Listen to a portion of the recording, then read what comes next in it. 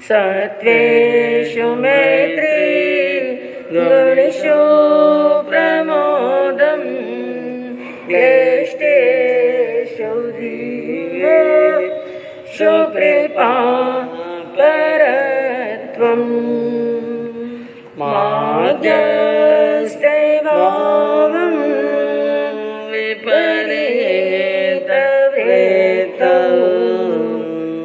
सदा ममात्मा विददातु देव सदा ममात्मा विददातु देव। अहिंसा के अग्रदूत, त्रैकाल दृष्टा, भवी जीवों के तारनहार, शासनेश प्रभु श्रवण भगवान महावीर स्वामी के चरणों में कोटि कोटि वंदन। दीन दुखियों के मसीहा, करुणा के सागर, परम पूज्य गुरुदेव श्रमण सूर्य मर्दर केसरी श्री मिश्री मलजी महाराज साहब के चरणों में कोटि कोटि वंदन। पाठ पर विराजमान परम श्रद्धेय, परम विदुषी, मधुर व्याख्यानी, सरल मना पूज्य गुरुनी जी महाराज साहब के चरणों में कोटि कोटि वंदन। धर्म प्रेमी बंधुओं, शीलवती माताएं बहनों, गणधर गौतम ने प्रभु महावीर से एक बार प्रश्न पूछा, अपनी जिज्ञासा रखी कि हे प्रभु, यह संसार चक्र कब से चल रहा है? संसार चक्र कब से चल रहा है? यह जिज्ञासा हमारे भी मन में कई बार आती है। कब से शुरू हुआ, कभी अंत होगा या नहीं होगा?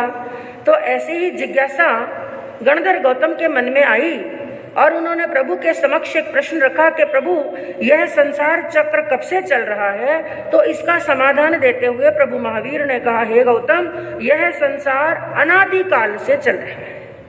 अनादि यानी जिसकी कोई आदि नहीं, हाँ, ना इसकी कोई शुरुआत है ना कोई अंत है। यह अनादि काल से संसार चल रहा है।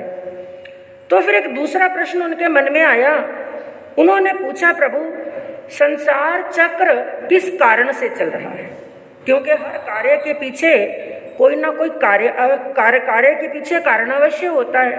यह संसार चल रहा है तो इसके पीछे कारण क्या है? तो इसके कारण का इसका उत्तर देते हुए प्रभु ने कहा, हे गौतम, यह संसार कर्म के कारण से चल रहा है। थोड़ी सी साउंड कम कर। यह संसार कर्मों के कारण से चल रहा है। बाकी इस संसार को चलाने वाली कोई अन्य शक्ति नहीं है। जैसे हिंदू धर्म के अंदर माना जाता है कि ब्रह्मा, विष्णु और महेश। ब्रह्मा जी संसार का निर्माण करते हैं यानी उत्पत्ति करते हैं, और विष्णु संसार को चलाते हैं, और महेश संसार का संहार करते हैं। लेकिन ऐसी कोई भी बात हमारे जैन धर्म के अंदर प्रभु महावीर ने मान्य नहीं की। उन्होंने क्या कहा, संसार को चलाने के लिए कोई अन्य शक्ति नहीं है, कोई अन्य नियुक्त किया हुआ नहीं है जो संसार का निर्माण करता है और संसार को चलाता है। संसार तो अपने आप था, है और रहेगा। बस एक है, संसार को चलाने वाले हैं कर्म। प्रत्येक जीव आत्मा के पीछे कर्म लगे हुए हैं, और यह कर्म ही है जो आत्मा को तरह तरह के नाच नचाते हैं। कभी कभी ये हंसाते हैं और कभी कभी रुलाते हैं, कभी प्रसन्न करते हैं और कभी जीवन के अंदर कष्ट आते हैं, विपत्तियां आती हैं, और जीवन के अंदर बड़े बड़े दुख भी आते हैं, और जीवन में कभी सुख भी आते हैं। ये सब किसके कारण से? कर्मों के कारण से। अब तीसरा प्रश्न है, कर्मों को बांधता कौन है? कर्मों को बांधता कौन है? कौन बांधता है? खुद ही बांधते हैं। हम खुद ही कर्मों को बांधते हैं। इसलिए ज्ञानियों ने क्या कहा, स्वयं कर्म करोते आत्मा स्वयं तत्फल मश्नुते स्वयं भ्रमति संसारे स्वयं तस्मात् विमुच्यते। क्या बात कही है, स्वयं कर्म करोति आत्मा। हमारी आत्मा ही स्वयं कर्मों को करने वाली है, बाकी कर्मों को बांधने वाला कोई दूसरा, हम खुद ही बांधते हैं। स्वयं कर्म करोते आत्मा, हमारी स्वयं की आत्मा खुद ही कर्मों को बांधती है। स्वयं तत्फल मश्नुते, और खुद ही इन कर्मों का भुगतान करती है। स्वयं भ्रमति संसारे, संसार के अंदर भ्रमण करते कितना समय हो गया, अनादिकाल, कितने जन्म मरण कर लिए जिसका कोई लेखा जोखा नहीं है। 2 शब्दों के अंदर प्रभु ने फरमा दिया कितने जन्म मरण किए, अनंता अनंत, अनंता अनंत जन्म मरण कर लिए। संसार के चक्रव्यूह के अंदर घाणी के बैल की तरह घूम रहे हैं, घूम रहे हैं और घूम रहे हैं, अनादि काल व्यतीत हो गया। तो कहा कि स्वयं भ्रमति संसारे, हम खुद ही संसार के अंदर भ्रमण करते हैं। स्वयं तस्मात् विमुच्यते, और स्वयं ही कर्मों से रहित होकर के मुक्ति की ओर भी जाते हैं। तो कहने का तात्पर्य बिंदु क्या है कि इस संसार के अंदर हम सुखी होते हैं तो भी खुद के कर्मों के कारण से, और दुखी होते हैं तो भी खुद के कर्मों के कारण से। लेकिन मनुष्य का स्वभाव क्या है, जब वो कभी दुखी होता है, कष्ट में होता है और पीड़ा में होता है, तो मनुष्य दोष किसको देता है? हाँ, भगवान को। सबसे पहला दोष तो भगवान को, हाँ, और या फिर अपने आजू बाजू में रहने वालों को।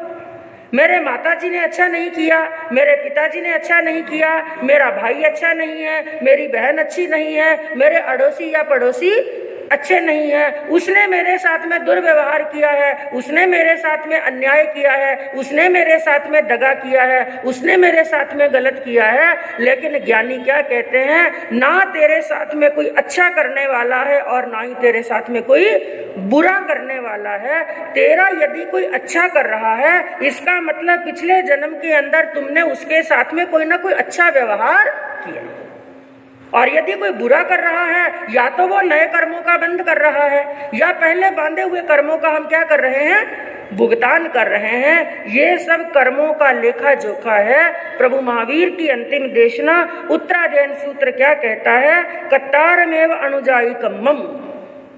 कर्म हमेशा कर्ता के पीछे पीछे चलते हैं। इंसान अपने कष्टों से घबरा करके, अपने दुखों से घबरा करके यदि ये सोचे कि मैं अपना देश छोड़ दूं, क्या छोड़ दूं, देश यानी अपना गांव नगर छोड़ करके कहीं दूसरी जगह में चला जाऊं, तो शायद कर्म मुझे दुख नहीं देंगे।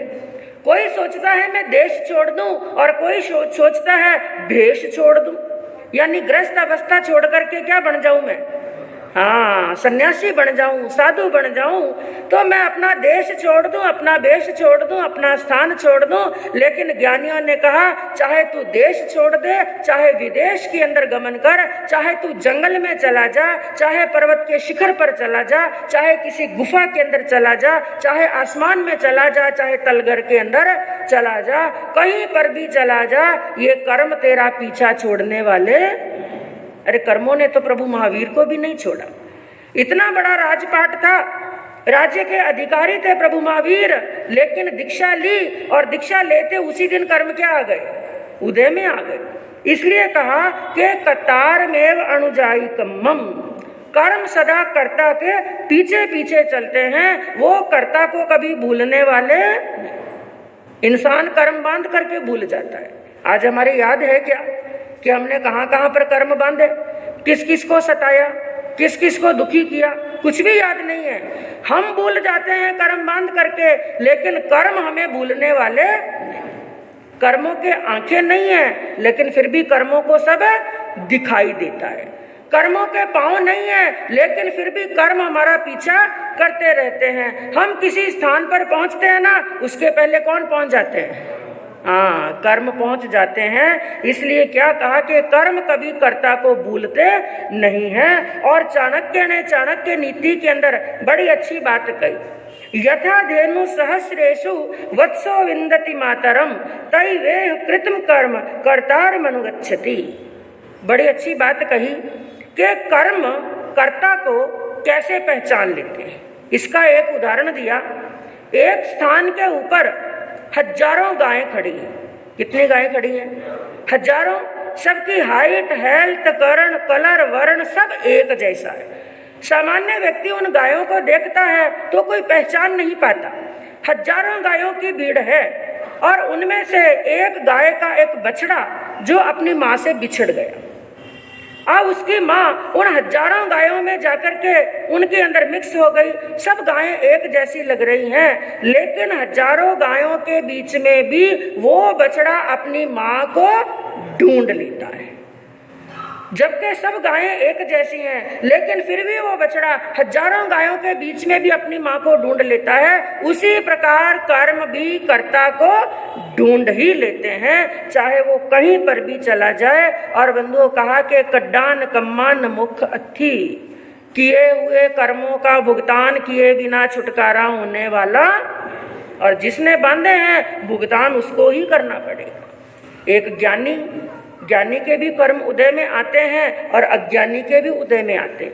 कर्म संसारी के भी उदय में आते हैं और संत के भी उदय में आते हैं, लेकिन दोनों का कर्मों को काटने का, कर्मों को भोगने का तरीका क्या होता है?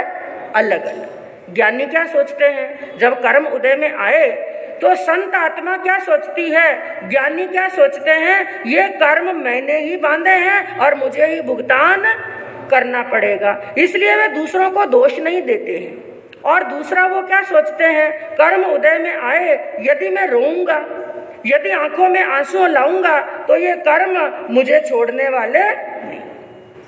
और इसके बिल्कुल विपरीत अज्ञानी क्या सोचता है? मुझे कोई दूसरा दुखी कर रहा है, दूसरा पर दोषारोपण करता है और आंखों में से आंसू निकालता है। ऐसा करने से क्या होता है? पहले कर्म तो झड़ रहे हैं, भुगतान कर रहा है, पहले कर्म तो झड़ रहे हैं, लेकिन नए कर्म। इसलिए एक बात कही कि ज्ञानी काटे ज्ञान सु और मूर्ख काटे रो। ये कर्म है बंधु, इन कर्मों ने तो अच्छे अच्छों को भी नहीं छोड़ा। कई बार मनुष्य अपने जीवन में दुखी हो जाता है, वो इतना हैरान, इतना परेशान होता है और कई बार तो साधु संतों के पास में जाकर के यहाँ तक कह देता है कि महाराज साहब हमारे जितना दुख किसी के जीवन में। कई बार इतनी लंबी चौड़ी कहानी सुनाते हैं और वो यहाँ तक कहते हैं हमारे दुखों की कहानी लिखने के लिए बैठे ना तो पूरी की पूरी किताब बच। लेकिन एक दृष्टि दूसरों पर भी डालनी चाहिए कि मेरे से ज्यादा दुखी भी क्या है दुनिया के अंदर। हम अपने दुखों को रोते हैं। मैं कहूँ उस माता सीता के जीवन को देखो। किसके जीवन को? माता सीता के, जिनके इतना बड़ा घराना मिला, ऐसा ससुराल मिला, जनक जैसे तो उनको पिता मिले और दशरथ जैसे ससुर मिले और मर्यादा पुरुषोत्तम श्री राम जैसे क्या मिले थे? पति मिले थे। क्या उनकी कुंडली नहीं मिलाई? सब कुछ मिलाया, सब कुछ किया, लेकिन फिर भी एक बार माता सीता के जीवन को पढ़ करके और एक बार गहराई से देखो, क्या सीता के जीवन के अंदर कोई सुख था? नहीं था। ये कर्म किसके थे? तो कर्मों ने तो माता सीता को भी नहीं छोड़ा, मर्यादा पुरुषोत्तम राम को भी नहीं छोड़ा, श्री कृष्ण वासुदेव को भी नहीं छोड़ा और प्रभु महावीर को भी नहीं छोड़ा। ये कर्म, क्योंकि कर्मों को कोई शर्म होने वाली नहीं, वो अच्छे अच्छों को भी नहीं छोड़ते हैं। इसलिए ज्ञानी क्या कहते हैं? पहले तो कर्म बांधते समय 100 बार सोचो। कोई भी अशुभ कार्य, क्योंकि इंसान अशुभ कार्य कर रहा है, पाप का कार्य कर रहा है, उस समय नहीं सोचता है, जब वो दुखी होता है तो वो रोता है। और बंधुओं ये कर्म ऐसे हैं, कर्म किसी का पीछा छोड़ने वाले नहीं। बाप का बाप और बेटे का बेटा। बाप ने किया है तो बाप भुगतान करेगा और बेटे ने किया है तो बेटा। बाकी धन दौलत के अंदर हिस्सा बटा सकते हैं। एक पिताजी ने जितनी धन कमाई, जितना दौलत कमाई, उसके अंदर यदि 4 बेटे हैं तो चारों के चारों क्या करेंगे? बंटवारा करेंगे। पाई पाई का, राई राई का, रत्ती रत्ती का, थोड़ा सा थोड़ा भी सबका सब बंटवारा करेंगे। लेकिन उस धन को कमाने के लिए पिताजी ने जो कर्म बांधे, जो पिताजी ने वो धन कमाने के लिए कर्म बांधे, उसमें हिस्सा कौन बटाएगा? कोई चाह करके भी नहीं। पहली बात तो कोई चाहता है ही नहीं, और फिर कोई चाह भी ले, चाह करके भी हिस्सा बटाने वाला नहीं है। वो तो पिताजी ने बांधे हैं तो पिताजी को ही भुगतने पड़ेंगे, आज नहीं तो कल। और भगवान महावीर ने तो यहाँ तक फरमाया, इस जन्म के अगले जन्म में ही नहीं, 7 जन्म में ही नहीं, सैकड़ों, हजारों और लाखों भवों के बाद में भी, जैसे सुकुमार जी का वर्णन आता है। हाँ, 99 लाख भव पहले। कितने भव? आज हम दुखी होते हैं ना, कई बार ऐसा कष्ट आता है, क्या सोचते हैं, अपने जीवन के ऊपर पूरा दृष्टिपात करते हैं। अरे मैंने जब से मुझे समझ आई तब से लगा करके मैंने किसी का अहित नहीं किया, किसी को पीड़ा दी नहीं, किसी को अशुद्ध शब्द, मैंने गलत शब्द बोले नहीं, किसी के साथ मारपीट की नहीं, किसी का दिल दुखाने का काम किया नहीं, लेकिन ये भगवान मुझे ही दुखी करते हैं। कई बार ऐसा कहते हैं ना, मैंने किसी का कुछ नहीं बिगाड़ा, लेकिन फिर भी भगवान किसको दुखी करते हैं? मुझे। मैं आपसे पूछूं, हमें दुखी करने वाले भगवान हैं? हाँ, अपने ही कर्म हैं, हमने खुद ने ही बांधे हैं और खुद ही उसका भुगतान करना पड़ेगा। और बंधुओं, कोई भाई बन करके लेता है, कोई बेटा बन करके लेता है, कोई यार और दोस्त बन करके लेता है, तो जब भी कर्म उदय के अंदर आए, एक ही सोचना और संभाव के साथ में उनको सहन करना और ये सोचना कि मेरे कर्म हैं और मुझे ही इनका भुगतान करना है। एक सत्य घटना बताऊं बंधुओं कि कर्म बांध कर इंसान कैसे खुश होता है, और जब कर्म उदय में आते हैं किस प्रकार आत्मा अंदर से संत्रस्त होती है, दुखित होती है और पीड़ा होती है। एक सत्य घटना आती है। एक बार का प्रसंग है कि एक गांव के अंदर एक बड़ा खुशहाल परिवार रहता था। घर के 4 सदस्य थे, माता, पिता, बेटा और बेटी। बच्चे अभी छोटे थे। अचानक कोई ऐसी बीमारी आई, बीमारी के अंदर माता पिता चल बसे और पीछे 2 नन्हे मुन्ने बच्चे रह गए। अब कौन उनके बिजनेस को संभाले, कौन व्यापार को संभाले? और ऐसी परिस्थिति के अंदर जितने भी अपने सगे होते हैं ना, सबसे पहले वही धन हड़पते हैं। पूरे का पूरा धन हड़प लिया। वो छोटे छोटे बच्चे अनाथ हो गए, गांव के अंदर भीख मांग करके अपना जीवन चला रहे हैं, बड़े परेशान हो गए। ऐसी परिस्थिति हो गई कि 2 वक्त का भोजन भी पूरा नहीं मिलता। आखिर दोनों ने परेशान होकर के उस गांव का, नगर का त्याग कर दिया। बाहर कहीं जाते हैं, बाहर गए, किसी बड़े शहर में पहुंचे, ना रहने का ठिकाना, ना खाने का ठिकाना, ना पहनने का ठिकाना, और पूरे दिन के भूखे एक हलवाई की दुकान पर पहुंचे। उन बच्चों को बड़ा उदास और दुखी देखा। हलवाई को दया आ गई, पूछा, भाई कौन हो, कहाँ से आए हो? बच्चों ने अपना परिचय दिया, हम अनाथ हैं, हमारा कोई नहीं, रहने के लिए कोई घर नहीं है, पेट भरने के लिए भोजन। हलवाई को दया आ गई। उसने देखा बच्चे हैं तो छोटे, कोई बात नहीं, जितना हो पाएगा छोटा मोटा काम कर लेना, रहने के लिए स्थान दे दूंगा और भोजन दे दूं, और क्या चाहिए। दोनों बहन भाई वहीं पर रहने लगे। समय निकलता गया और 2-4 साल, 5-7 साल निकल गए, वहीं पर काम कर रहे हैं। और एक दिन वो आया कि दोनों बहन भाई बड़े हो गए, जवान हो गए।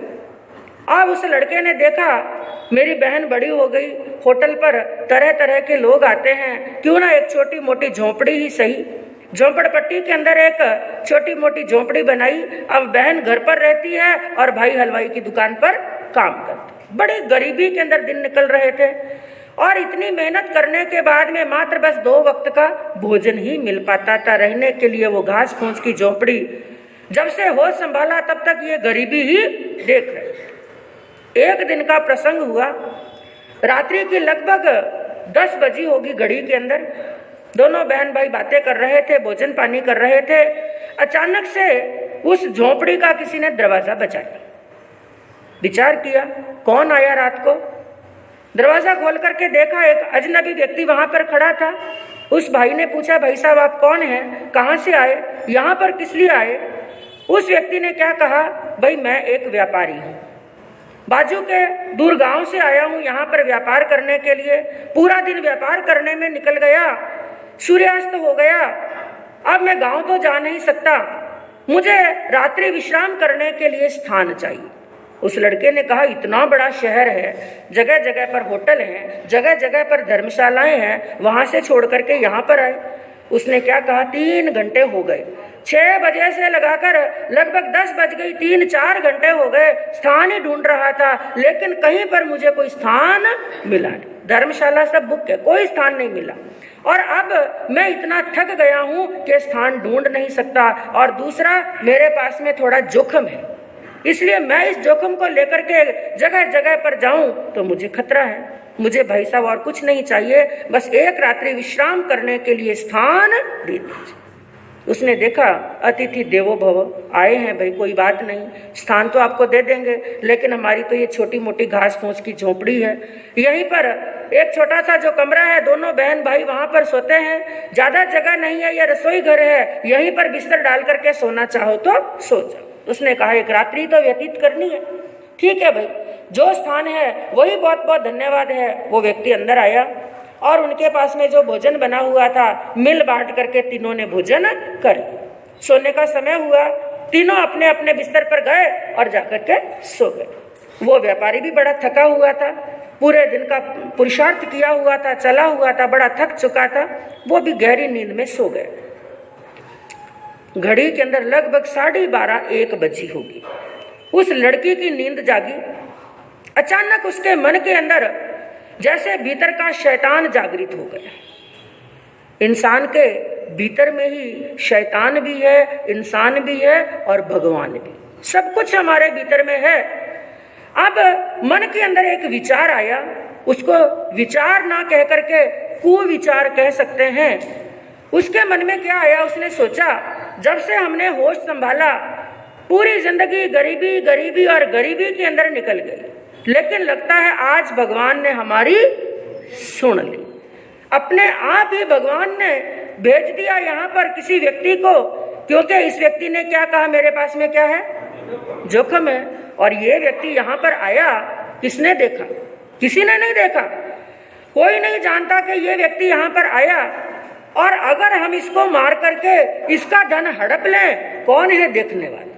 इंसान जब पाप करता है ना तो यही सोचता है, अधर्म करता है तो यही सोचता है, क्योंकि वो पाप करता है छुप छुप करके, अधर्म का काम करता है छुप छुप करके, और वो सोचता है मुझे किसी ने नहीं देखा। क्या हमें किसी ने नहीं देखा?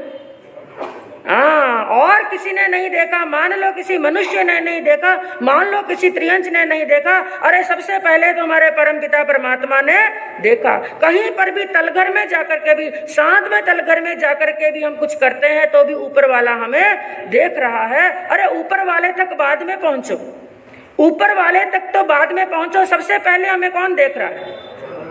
हमारी खुद की आत्मा, आत्मा में ही परमात्मा है, परमात्मा कहीं बाहर नहीं है। सबसे पहले तो हम, क्योंकि दुनिया से छिपा सकते हैं, अपने परमात्मा से कुछ छिपने वाला नहीं है। और बंधुओं कहते हैं कांटा, कांटा चाहे अनजाने में लगे, चाहे जानबूझ करके लगे, चाहे अंधेरे में लगे, चाहे प्रकाश में लगे, कांटा यदि पांव में लगा है तो दर्द तो होगा ही। इसी प्रकार एक गुड़ की डली चाहे सूर्य के प्रकाश के अंदर खाओ तो गुड़ कैसा लगेगा? मीठा। और अंधकार में खाओ तो गुड़ कैसा लगेगा? मीठा। बस चाहे वो धर्म का काम है, चाहे अधर्म का काम है, चाहे पुण्य का काम है, चाहे पाप का काम है, हम चाहे सबके सामने करते हैं और चाहे छिप करके करते हैं, उन कर्मों का भुगतान हमको करना ही पड़ेगा। बहन ने क्या सोचा, हमें कौन देख रहा है? कोई नहीं देख रहा, इसलिए गई रसोई घर के अंदर, तीखी धार वाला छुरा उठाया, आंखें एकदम लाल हो गई, क्योंकि हिंसा करने से पहले इंसान के मन के अंदर, उसके विचारों के अंदर, उसके चेहरे के ऊपर रौद्र भाव जरूर आते हैं। आंखें लाल हुई और ना जाने इतनी हिम्मत कहां से जुटाई उस लड़की ने, वो छुरा लिया और उस व्यापारी की छाती में भोंक दिया। वो तो गहरी नींद में सो रहा था, अचानक इतनी जोरदार तीखी धार वाला छुरा लिया, वो अपने आप को संभाल भी नहीं पाया और कुछ देर वो तड़पा, 1-2 चीख निकली और तड़प करके उसके प्राण निकल गए, खून ही खून बिखर गया, प्राण पंखेरु निकल गए। लेकिन जैसे ही वो चिल्लाया, उसकी चिल्लाहट सुनकर के, जोरदार क्रंदन सुनकर के भाई की नींद जागी। विचार किया क्या हुआ, कौन चिल्लाया? इधर उधर देखा, बिस्तर पर उसकी बहन नहीं है। कहाँ गई मेरी बहन? दौड़ करके रसोई घर में गया, वहां पर यह दृश्य देखा, वो समझ नहीं पाया। पहले तो मन के अंदर कई प्रकार के विचार आए, हो सकता है इस व्यापारी ने मेरी बहन के साथ में गलत किया हो, अपनी सुरक्षा के लिए इसने इसको मार दिया। कुछ देर तक उसको समझ में नहीं आया और उसकी बहन भी एकदम पत्थर बनी हुई वहां पर खड़ी थी, क्योंकि इंसान पाप करता है ना, उस समय तो कुछ पता नहीं चलता, बाद में पश्चाताप होता है, अरे मैंने ये क्या कर दिया। पत्थर बनी हुई वहां पर खड़ी थी। उसके भाई ने अपनी बहन को झकझोरा और पूछा, क्या हुआ, यह घटना कैसे घटी। उसकी आंखों में आंसू आ गए। उसने कहा, भाई गरीबी का दुख देखते देखते मैं परेशान हो गई और भगवान ने अपने आप ही शायद किसी दूत को भेजा है और ये रहा इसका पैसा। पोटली निकाली, धन देखा, ये हमने इसको मारा, किसने हमें देखा। ऐसी बात सुनी। एक बार तो भाई को थोड़ा गुस्सा आया, लेकिन जैसे ही सामने धन देखा, अपनी गरीबी की परिस्थिति देखी, उसने भी विचार किया कि जो हुआ सो अच्छा हुआ, पैसा मिल गया। अब झोंपड़पट्टी के अंदर तो रहते ही थे, कहीं पर गहरा खड्डा खोदा और लाश को दबा दिया। कुछ दिन इंतजार करने लगे, देखते हैं कोई आता है क्या। अब किसी को क्या मालूम था कि वो व्यापारी वहां पर आया। समय निकला, 5 दिन, 10 दिन, 15 दिन निकले, देखा कोई भी नहीं आया। अब वो पैसा बाहर निकाला और उसने उस पैसे को छोटे मोटे व्यापार में लगा दिया। और बंधुओं, पुण्यवानी का उदय देखिए, क्योंकि जिस समय इंसान की पुण्यवानी का उदय होता है ना, उस समय उसका पाप का पैसा भी दिन दुगना और रात चौगुना बढ़ता जाता है। लेकिन जिस समय पाप का पलड़ा भारी होता है और पुण्य का पलड़ा हल्का होता है, जिस रफ्तार से धन आता है ना, उससे कई गुना ज्यादा रफ्तार से धन चला जाता है। और पाप को छिपाने का इंसान कितना भी प्रयास करे, पाप कभी छिपने वाला। पाप का घड़ा एक ना एक दिन अवश्य भरेगा, ये याद रखना। इंसान जो पाप करते हैं और पाप करके बड़े खुश होते हैं, बड़े प्रसन्न होते हैं, लेकिन पाप का घड़ा एक ना एक दिन अवश्य भरता है और भरा हुआ घड़ा एक ना एक दिन अवश्य ही फूटता है। इसलिए ज्ञानियों ने कहा कि पाप छिपाया ना छिपे, ए छिपे तो मोटा भाग। पाप छिपाया ना छिपे, छिपे तो मोटा भाग। दाबी दूबी ना रहे, रुई लपेटी आग।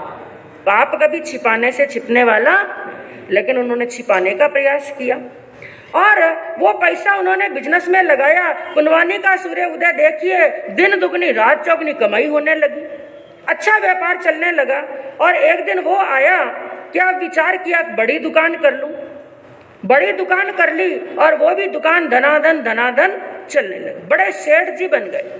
इधर देखिए, उसकी बहन को अचानक ही कोई ऐसी बीमारी लगी, डॉक्टर के पास में लेकर के गए, इलाज कराया, लेकिन इलाज नहीं लगा और कुछ दिन की बीमारी के अंदर ही उसकी बहन का राम नाम सत्य चली गई। उसकी बहन दुनिया से और अकेला रह गया वो भाई। अब वो भाई विचार करने लगा, मेरे पास में कमी किसी चीज की है नहीं है, बड़ा बंगला है, बड़ी दुकान है और खूब लक्ष्मी मेरे पास में है, घर के अंदर कमी है तो पत्नी की, शादी कर लो। और पैसा है तो लड़कियों की कमी नहीं, अच्छे घर घराने की लड़की मिली और क्या हो गई, शादी। साल 2 साल निकले, घर के अंदर लड़के का जन्म हो गया, खूब टाट पाट से दिन निकल रहे हैं और एक दिन वो हुआ कि लड़का भी जवान हो गया।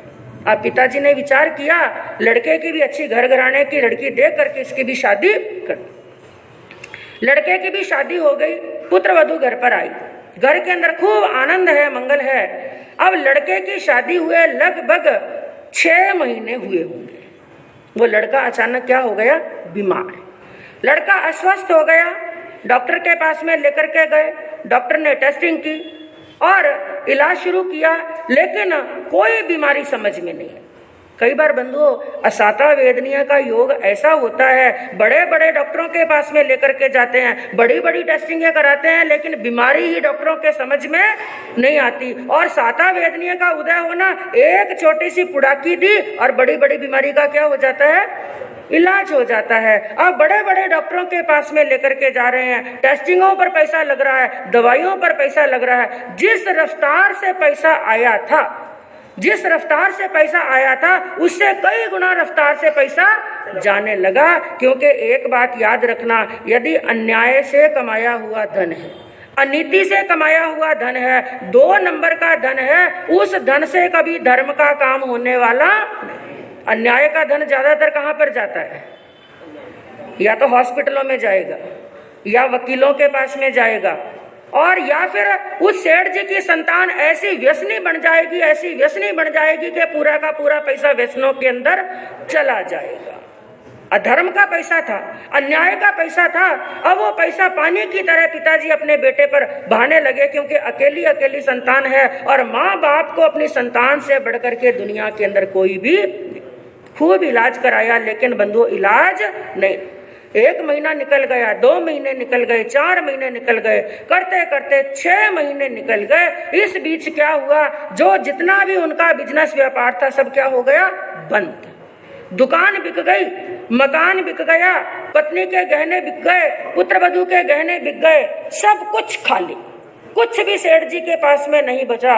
लेकिन अभी तक हिम्मत नहीं आ रही, मैं इलाज कराऊंगा मेरे बेटे का। 1 दिन का योग हुआ, दोनों बाप बेटे, बेटा तो जैसे कोई मृत्यु शैया पर ही लेटा हुआ था, शरीर एकदम दुबला और पतला, और पिताजी बाजू में चेयर पे बैठे थे, बड़े उदास मुद्रा के अंदर।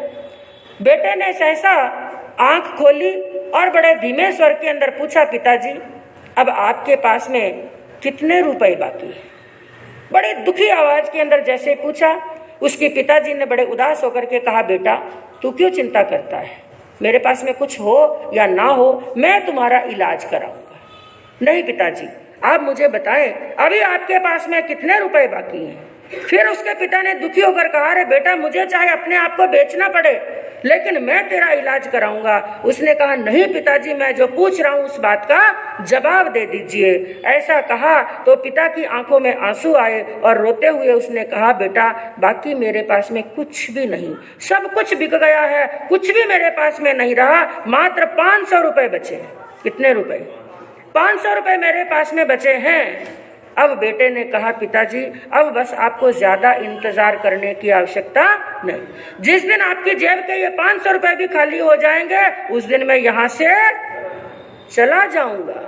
ये बात कही, जो पिता अपने बेटे के इलाज के लिए पूरा कंगाल हो चुका था, उस पिता के सामने वो जवान बेटा कहता है कि मैं यहाँ से चला जाऊंगा। बेटा ये बात तू कैसे कह रहा है कि 500 रुपया खाली हो जाएगा, मैं यहाँ से चला जाऊंगा? उसने कहा, हाँ पिताजी, बस मेरा हिसाब किताब पूरा हो जाएगा, मेरा हिसाब किताब पूरा करने के बाद मैं यहाँ से चला जाऊंगा। पिताजी को जैसे एक साथ में 100 बिच्छुओं ने डंक मारा। कहा, हिसाब किताब पूरा हो जाएगा? कौन सा हिसाब किताब पूरा हो जाएगा और किस हिसाब किताब की बात करता है? उसने कहा, पिताजी मैं तो बस यहाँ पर अपना हिसाब किताब पूरा करने के लिए ही आया था। बाप समझ नहीं पाया, बेटा क्या कहना चाहता है तू?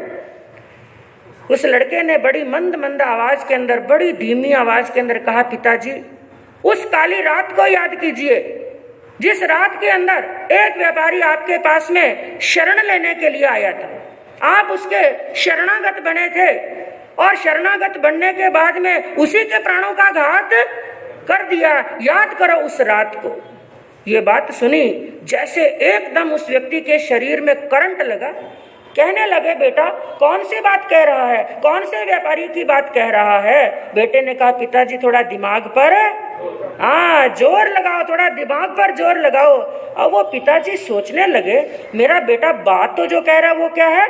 सत्य। बात बिल्कुल सत्य कह रहा है, लेकिन चिंतन क्या चल रहा था? जब ये घटना घटी इसका तो जन्म हुआ नहीं, अरे मेरी शादी भी नहीं हुई। इस घटना को जानने वाला साक्षी केवल एक ही व्यक्ति था। कौन?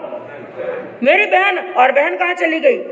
ऊपर। मेरे सिवा इस दुनिया के अंदर इस घटना को कोई नहीं जानता। आखिर मेरे बेटे को ये घटना बताई तो बताई किसने? उसने कहा, बेटा तुम जो कह रहे हो वो बात बिल्कुल सत्य है, ऐसा हुआ था, लेकिन मुझे तुम ये बताओ तुम्हें इस घटना के बारे में क्या मालूम? अब उसके चेहरे पर एक जैसे व्यंग्यमयी हंसी आ गई।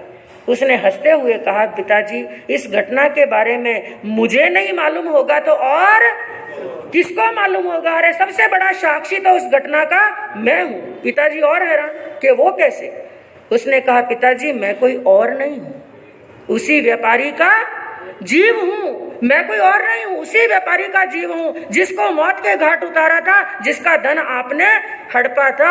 आप उस धन के माध्यम से करोड़पति बन गए, इतने बड़े सेठ बन गए, लेकिन आज मैं यहाँ पर आपके घर के अंदर आया उसी हिसाब किताब को पूरा करने के लिए, क्योंकि जेब के अंदर रहा हुआ 500 रुपया खाली हो जाएगा पहले वाली झोंपड़पट्टी के अंदर और रोड के ऊपर आ जाओगे। जिस दिन आपने मेरा धन हड़पा था आपकी स्थिति ये की ये थी, इतना दिन आपने ऐश किया, वो पैसा किसका था? मेरा। इसलिए आज मैं मूल और ब्याज सहित पूरा हिसाब किताब चुकता करके यहाँ से जा रहा हूँ। इसलिए ज्ञानियों ने कहा कि पुण्य क्षीण जब होत है और उदय होत है पाप, पुण्य क्षीण जब होता है और उदय होते है पाप, दाजे वन की लाकड़ी प्रजले आप आप। जिस समय पुण्यवानी क्षीण हो जाती है और पाप का उदय हो जाता है, जंगल में खड़े हुए बांस आपस के अंदर टकराते हैं और जंगल के अंदर दावानल क्या हो जाता है?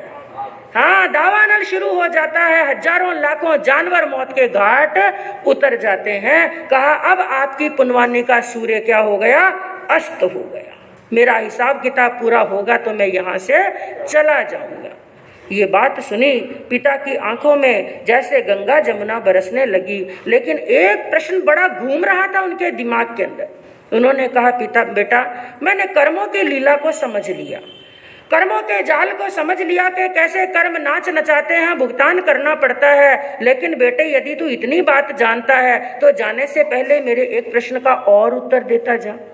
बोलिए, पूछे पिताजी, क्या पूछना चाहते हैं? कि मैंने तो तुम्हारे साथ में अन्याय किया, गलत किया और हत्या की, तुम्हारा धन लूटा, वो तो हिसाब किताब मेरे से चुकता करके चला जाएगा। लेकिन बेटे जाने से पहले मुझे तू ये भी बता दे, तेरी पत्नी ने ऐसा तेरे साथ में क्या किया?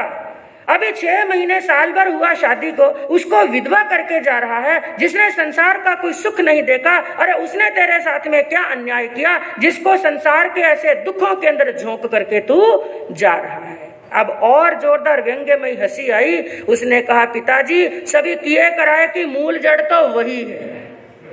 हाँ, समझ गए अच्छी तरह से। सभी किए कराए की मूल जड़ कौन है? वही, वो कोई और नहीं है। आपके पिछले भव की कौन है? बहन, जिसने मुझे मेरे प्राणों से अलग कर दिया था, मृत्यु के घाट उतार दिया था। ऐसी सब घटना घटी और कुछ दिन निकले, 500 रुपए खाली हुए, हिसाब किताब पूरा हुआ और वो बेटा तो दुनिया से चला गया। बेटा दुनिया से चला गया, लेकिन पिता को बड़ा जोरदार वैराग्य आ गया।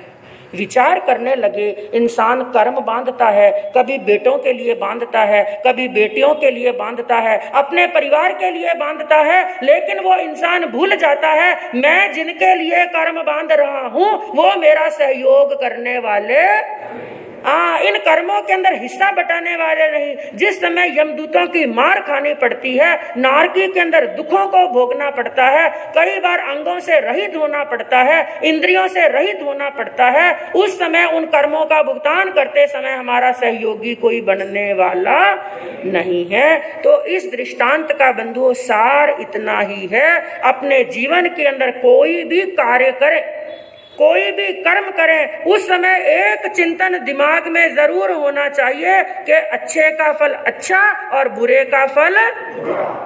एक कवि ने क्या बात कही कि अच्छा हो या बुरा हो, अच्छा हो या बुरा हो, पर कर्मों का फल जरूर मिलता है।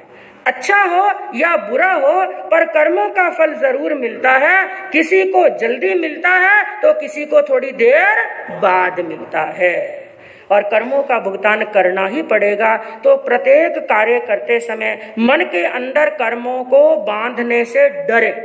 सबसे बड़ा डर किसका होना चाहिए? भगवान से डरने की आवश्यकता नहीं है, ईश्वर से डरने की आवश्यकता नहीं है, परमपिता परमात्मा से डरने की आवश्यकता नहीं है, क्योंकि ईश्वर तो हमें माफ कर देगा। याद रखना इस बात को, जो भगवान से डरते हैं भगवान से मत डरो, क्योंकि भगवान तो हमें माफ कर देगा, लेकिन ये कर्म किसी को माफ करने वाले।